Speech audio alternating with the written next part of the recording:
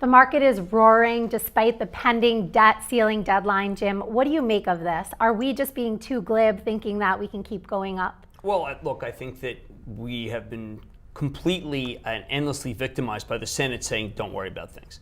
I think that Senator Cruz hasn't been heard from yet. If he filibusters, we're obviously going to go over the deadline.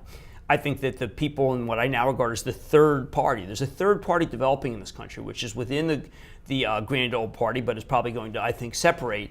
We've not heard what they intend to do.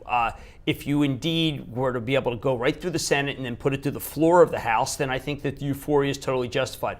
That's a lot of things that have to go right. So I would rather be a seller than a buyer until I know more. I mean, why not trim some things? I like the action of the banks. They act well. I like the action of some of the industrials. But I mean, right now we're being priced that everything's going to sail through. And that would be terrific. I just think that if we're going to sail through, then tomorrow things aren't going to be as good because we'll have stolen the rally.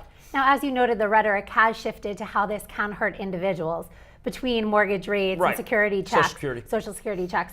What do you make of that? I don't think it means anything to the rejectionists. Yeah. I think the rejectionists are about core values, hating Obamacare, hating President Obama's as wanting to raise taxes, hating big government, of which, I wouldn't hate these things. I actually agree that some of those things are occurring.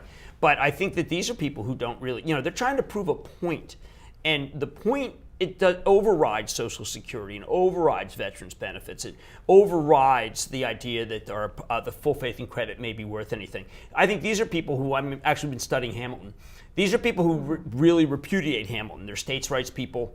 They're people who don't believe in the republic as the way it's configured.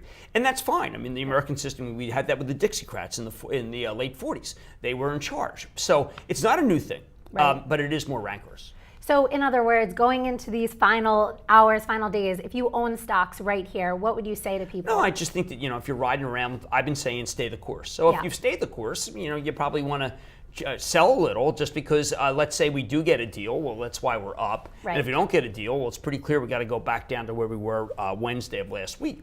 So, I mean, under both those scenarios, I don't see a gigantic run. Got it. All right, we'll keep a close watch. The Washington remains front and center, even amidst a busy earnings season. Thanks to Jim Cramer. I'm Nicole Urken for TheStreet.